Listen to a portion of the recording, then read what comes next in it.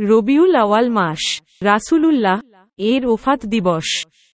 বিভিন্ন সহিহ হাদিস থেকে জানা যায় যে রাসূলুল্লাহ সোমবার ইন্তিকাল করেন, কিন্তু এই সোমবারটি কোন মাসের কোন তারিখ ছিল তা কোনো হাদিসে বলা হয়নি।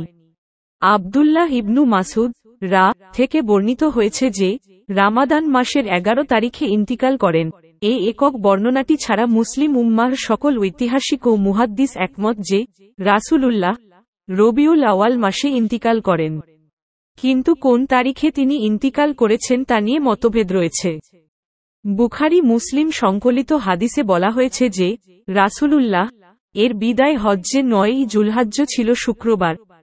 এই থেকে আমরা জানতে পারি যে সে বছর জুলহাজ্জ মাসের 1 তারিখ ছিল বৃহস্পতিবার। আমরা জানি যে বিদায় হজ্জ থেকে ফিরে তিনি জুলহাজ্জ মাসের বাকি দিনগুলি এবং মুহারাম ও সফর মাস মদিনায় অবস্থান করেন এবং রবিউল আওয়াল মাসে তিনি ইন্তিকাল করেন। কোন ঐতিহাসিক উল্লেখ করেছেন যে তিনি বিদায় হজ্জের এই দিনের পরে 80 বা 81 দিন জীবিত ছিলেন। এরপর রবিউল আওয়াল মাসের শুরুতে তিনি ইন্তিকাল করেন। ওফাতের তারিখ সম্পর্কে দ্বিতীয় হিজরির তাবিঈ ঐতিহাসিকগণ এবং পরবর্তী ঐতিহাসিকগণের 4টি মত রয়েছে: 1 রবিউল আওয়াল, 2 রবিউল আওয়াল, 12 রবিউল আওয়াল ও 13 রাবিউল আওয়াল। সাধারণভাবে পরবর্তীকালে 12 তারিখের মতটি প্রসিদ্ধ লাভ করেছে, কিন্তু এখানে একটি কঠিন সমস্যা রয়েছে। আমরা জানি যে আরবি মাস 30 বা 29 দিন হয় এবং সাধারণত কখনোই পরপর 3টি মাস 30 বা 29 দিনের হয় না।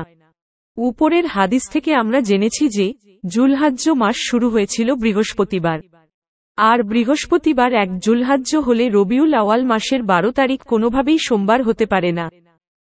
জুলহাজ্জ, মুহারাম ও সফর 3টি মাসই 30 দিনে ধরলে 1 রবিউল আওয়াল হয় বুধবার। 2টি 30 ও 1টি 29 ধরলে 1 রবিউল আওয়াল হয় মঙ্গলবার। 2টি 29 ও 1টি 30 ধরলে হয় 1 রবিউল আওয়াল হয় সোমবার। আর 3টি মাসই 29 দিন ধরলে 1 রবিউল আওয়াল হয় রবিবার। আর কোনো হিসাবেই 12 তারিখ সোমবার হয় না। এই সমস্যা থেকে বের হওয়ার জন্য কেউ 13 তারিখের কথা বলেছেন। কেউ বলেছেন যে 3টি মাসই 30 দিনের ছিল এবং মদিনায় একদিন পরে চাঁদ দেখা গিয়েছিল। দুটি ব্যাখ্যাই দূরবর্তী। দ্বিতীয় হিজরি শতকের প্রখ্যাত তাবিঈ মুহাদ্দিস ও ঐতিহাসিক আল্লামা সুলাইমান ইবনু তারখানাত তাইমি 46-143 বলেন, রাসূলুল্লাহ এর অসুস্থতার শুরু হয় 22 সফর শনিবার। 10 দিন অসুস্থতার পর 2 রবিউল আওয়াল সোমবার তিনি ইন্তিকাল করেন। তার এ মতানুসারে সে বছরে জুলহাজ্জ, মুহারাম ও সফর 3টি মাসই 29 দিন ছিল, যা সাধারণত খুবই কম ঘটে। এই জন্য কোনো মুহাদ্দিস, ঐতিহাসিক ও গবেষক একলা রবিউল আওয়ালের মতটিকেই প্রাধান্য দিয়েছেন। তবে আল্লামা সুহাইলি, ইবনু হাজার প্রমুখ গবেষক মুহাদ্দিস ও ঐতিহাসিক 2 তারিখের মতটিকেই গ্রহণ করেছেন। 3টি কারণে তারা এ মতটি গ্রহণ করেছেন। প্রথম, তাবিঈগণের যুগ থেকে সহিহ সনদে কথাটি পাওয়া যাচ্ছে। দ্বিতীয়, এই মতটি বিদায় হজ্জের পরে তার 80 বা 81 দিন জীবিত থাকার বর্ণনাটির সাথে সামঞ্জস্যপূর্ণ।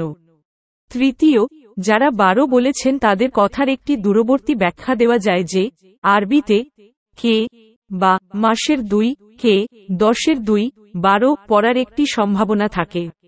কেউ হয়তো 2 কে 12 পড়েছিলেন ও লিখেছিলেন এবং অন্যরা তার অনুসরণ করেছেন।